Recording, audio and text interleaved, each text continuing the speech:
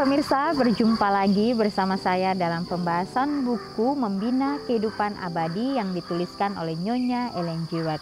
Buku ini memberikan kepada kita suatu kegembiraan surga yang dimulai di dalam keluarga ketika para orang tua beriman menuntun langkah anggota keluarga dalam keteraturan dan berdisiplin baik.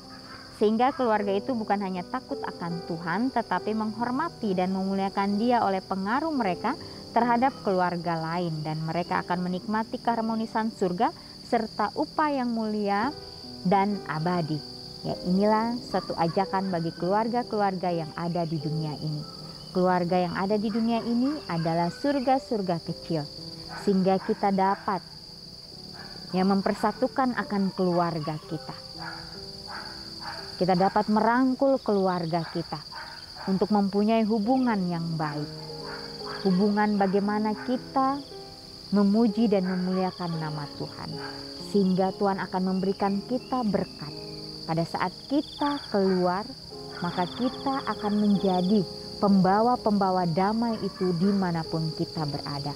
Jadi betapa pentingnya pendidikan di dalam keluarga itu, ya, sehingga kita betul-betul mengenal siapa Tuhan yang kita sembah. Pada saat ini kembali lagi saya mengundang akan seluruh anggota keluarga dan saudara-saudara semua. Kita dapat berkumpul bersama-sama. Kita akan mempelajari nasihat firman Tuhan pada saat ini, dan biarlah rencana-rencana indah Tuhan itu akan menjadi bagian kita masing-masing. Kita akan masuk ke pasalnya yang ke-29, judulnya 10 Anak Darah. Kristus bersama murid-muridnya sedang duduk di atas bukit Zaitun. Matahari telah masuk di balik gunung dan langit ditutupi bayang-bayang malam. Di kejauhan tampak sebuah rumah tinggal yang terang benderang, seolah siap mengadakan sebuah perayaan. Cahaya menerobos dari celah-celah rumah dan tampaklah serombongan orang yang sedang menanti, menunjukkan bahwa sebuah arak-arakan nikah tidak lama lagi akan datang.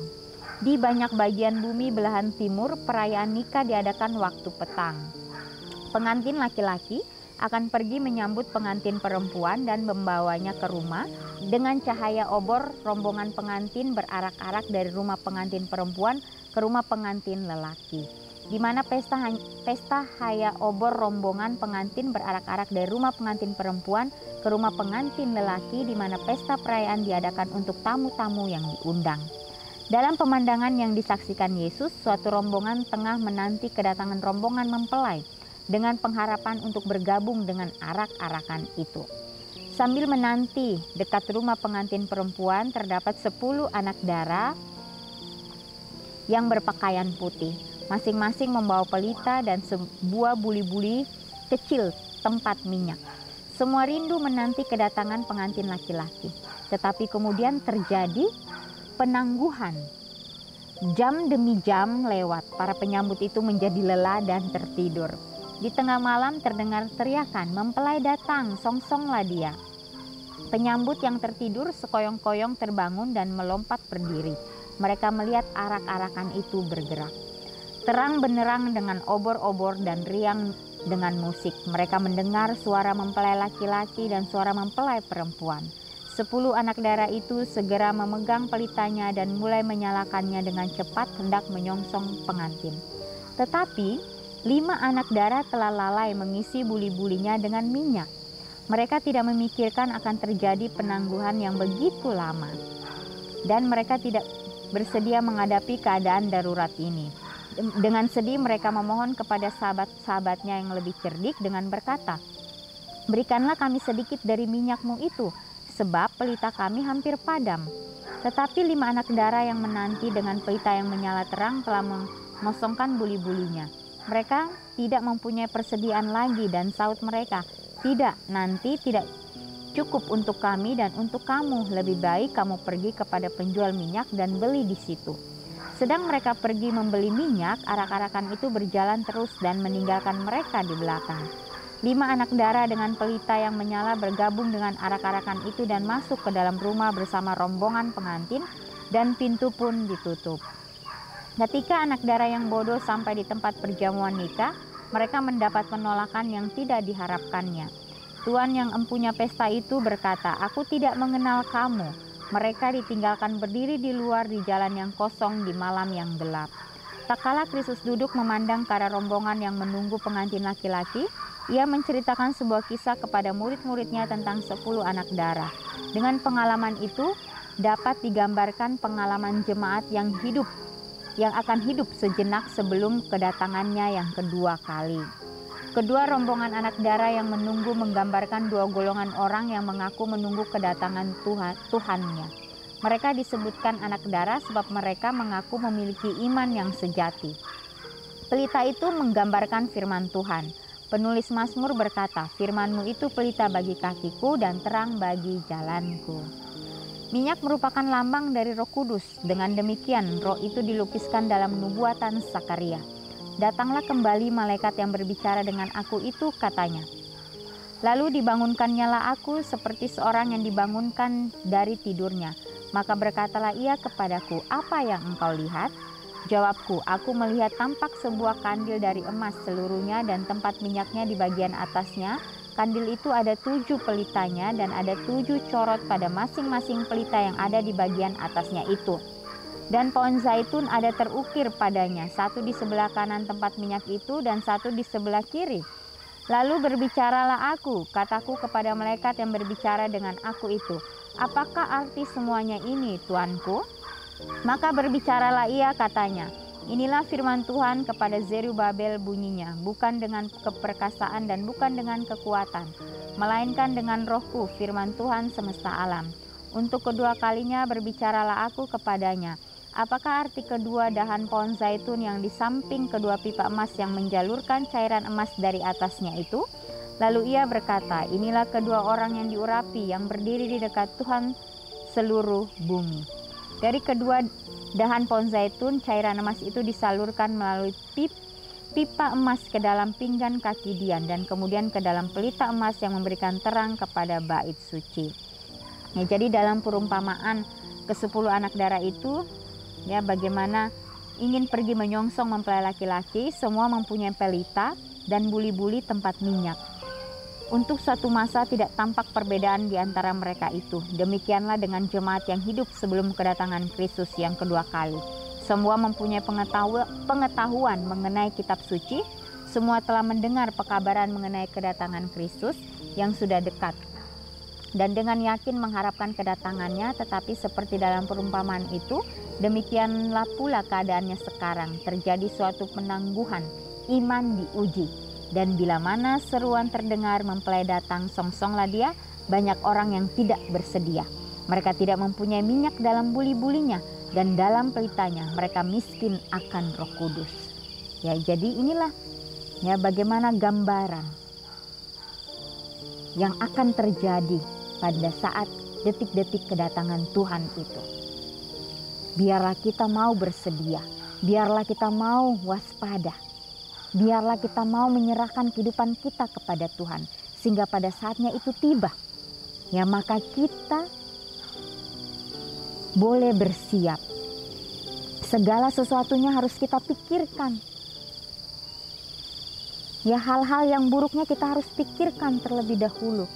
Ya, jangan sampai oleh karena kita sudah keenakan, sehingga kita tidak memikirkan hal yang lain lagi. Ya, kita sudah percaya diri dengan apa yang kita sudah pelajari. Tanpa roh Tuhan, suatu pengetahuan mengenai firman-Nya adalah sia-sia belaka. Ya, jadi kita tidak bisa mengandalkan diri kita sendiri. Ya, kita harus terus mengandalkan akan Bapa kita yang ada di surga. Ya, jadi golongan yang digambarkan oleh anak-anak darah yang bodoh bukanlah orang-orang munafik. Mereka menghormati kebenaran, mereka telah membela kebenaran itu, mereka tertarik kepada orang yang percaya kepada kebenaran. Tetapi mereka belum menyerahkan diri kepada pekerjaan Roh Kudus. Ya, mereka belum jatuh ke atas batu yaitu Kristus Yesus dan membiarkan sifat-sifatnya yang lama itu hancur. Ya, golongan ini juga dilukiskan oleh para pendengar yang mempunyai hati tanah yang berbatu. Mereka menerima firman itu dengan rela, tetapi mereka gagal melaksanakan prinsip-prinsipnya. Ya, digambarkan oleh anak-anak darah yang bodoh ini telah merasa puas dengan pekerjaan yang dangkal. Ya, mereka tidak mengenal Tuhan, mereka tidak mempelajari tabiatnya. mereka tidak mengadakan hubungan dengan Dia. Oleh sebab itu mereka tidak tahu bagaimana untuk percaya, bagaimana untuk memandang dan hidup pelayanannya kepada Tuhan. Timbullah dalam formalitas saja. Ya, jadi kita harus berhati-hati. Ya, Rasul Paulus menunjukkan bahwa ini adalah menjadi ciri-ciri istimewa dari orang yang hidup sejenak sebelum kedatangan Kristus yang kedua kali. Katanya, ketahuilah bahwa pada hari terakhir akan datang masa yang sukar. Ya, manusia akan mencintai diri. Manusia akan mencintai dirinya sendiri, lebih menuruti hawa nafsu daripada menuruti Tuhan. Secara lahiriah mereka menjalankan ibadah mereka, tetapi pada hakikatnya mereka memungkiri kekuatannya. Ya, inilah golongan yang waktu masa kesukaran ternyata berseru damai sejahtera. Mereka membuai hatinya dalam perasaan aman dan tidak mengimpikan datangnya bahaya. Ya, ketika terkejut dari tidur yang terlena, mereka menyadari kemiskinannya dan memohon kepada orang lain untuk menutupi kekurangannya. Itu tidak akan bisa. Ya, karena kembali lagi ke masing-masing kita secara pribadi. Bagaimana hubungan kita dengan Tuhan? Bagaimana kehidupan kita? Apakah kita sudah sesuai dengan kehendak-Nya? Ataukah masih ada yang harus kita lakukan? Ya, inilah bagaimana kita harus bertanya kepada Tuhan. Tuhan, apalagi Tuhan yang harus saya lakukan? Jangan membiarkan saya hanya puas di sini saja, tetapi bantu saya Tuhan untuk terus melakukan yang terbaik untuk-Mu. Ya, dalam krisislah tabiat menjadi nyata. Ya, jadi tabiat kita saat ini, ya kita harus latih itu hari demi hari. Ya, pada saat Tuhan datang maka Dia akan menyempurnakan. Tuhan tidak akan merubah tabiat kita. Tetapi kalau kita saat ini tidak mau menggunakan kesempatan itu untuk mau melatih kehidupan kita, untuk merubah akan tabiat kita sekarang, maka kita tidak akan dapat menyongsong akan pengantin atau mempelai pria itu. Ya, kita akan sibuk sendiri mencari. Ya, sebagaimana gadis yang bodoh ini. Pada saat mereka datang, mereka sudah terlambat. Ya, tuan pesta itu tidak mengenal mereka dan mereka harus tunggu di luar. Di dalam kegelapan itu. Jadi segala sesuatunya harus kita persiapkan mulai dari sekarang. Karena waktunya sudah sangat singkat. Kita tidak bisa lagi berleha-leha, kita tidak bisa lagi menunggu. Inilah yang harus kita pahami di dalam kehidupan kita sebagai umat-umat Tuhan. Ya, dalam perumpamaan ini anak-anak dara yang bijaksana mempunyai minyak dalam buli-buli disertai pelitanya. Pelitanya menyala tanpa pudar sepanjang malam mereka menanti. Terang itu menolong menerangi kehormatan mempelai laki-laki. Bercahaya dalam gelap, ia menolong menerangi jalan ke rumah mempelai laki-laki ke pesta pernikahan itu. Demikianlah pengikut-pengikut Kristus harus menyinarkan terang ke dalam dunia yang gelap.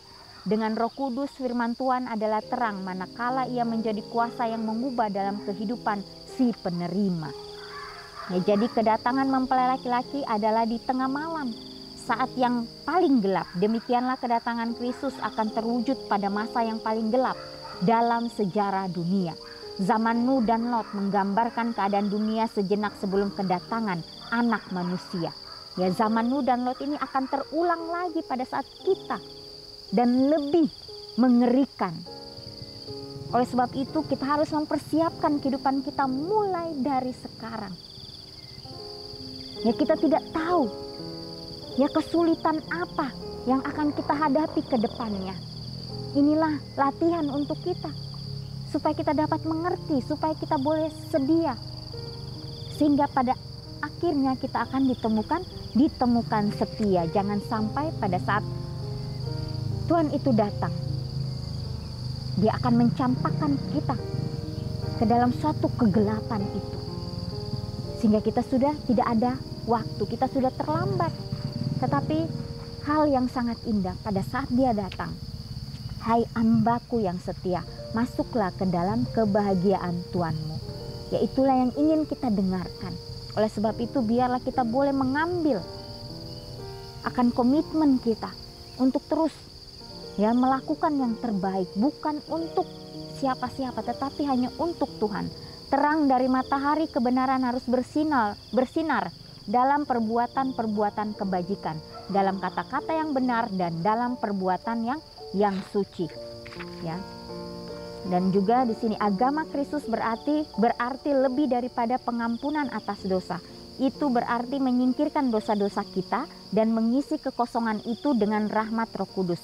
Itu berarti penerangan ilahi, bersukacita dalam Tuhan. Itu berarti hati yang dikosongkan dari sifat mementingkan diri dan berbahagia dalam hadirat Kristus. Bila Kristus memerintah dalam jiwa, terdapat suatu kemurnian. Ya, mereka sudah bersedia untuk persekutuan surga karena mereka mempunyai surga di dalam hati mereka. Biarlah kita mau menciptakan akan surga di dalam kehidupan kita sendiri, ya, sehingga kita dapat memancarkan itu dimanapun kita berada. Biarlah perumpamaan mengenai 10 anak darah ini dapat memberikan kita suatu pemahaman yang baru, sehingga kita boleh siap sedia, sehingga kita boleh terus melatih kehidupan kita. Ya, karena dunia ini tenggelam dalam kegelapan, akan ada terang dalam setiap tempat kediaman umat kesucian. Ya, jadi ada suatu pengharapan di dalam kehidupan kita. Kalau kita mau untuk datang kepada Kristus, menyerahkan kehidupan kita sepenuhnya. Ya, karena di akhir atau di detik-detik kedatangan Tuhan, bagaimana setan itu bekerja keras untuk menjatuhkan setiap umat manusia. Tetapi kita harus yakin dan percaya bahwa Tuhan kita adalah Tuhan yang hidup, yang sanggup memberikan kita kekuatan kalau kita mau menyerahkan akan kehidupan kita sepenuhnya. Inilah nasihat firman Tuhan pada saat ini. Biarlah komitmen-komitmen yang kita buat, kita dapat doakan itu dan kita dapat lakukan itu dengan sepenuh hati kita. Ya pemirsa, kita akan berjumpa lagi di kesempatan yang berikutnya dan Tuhan memberkati.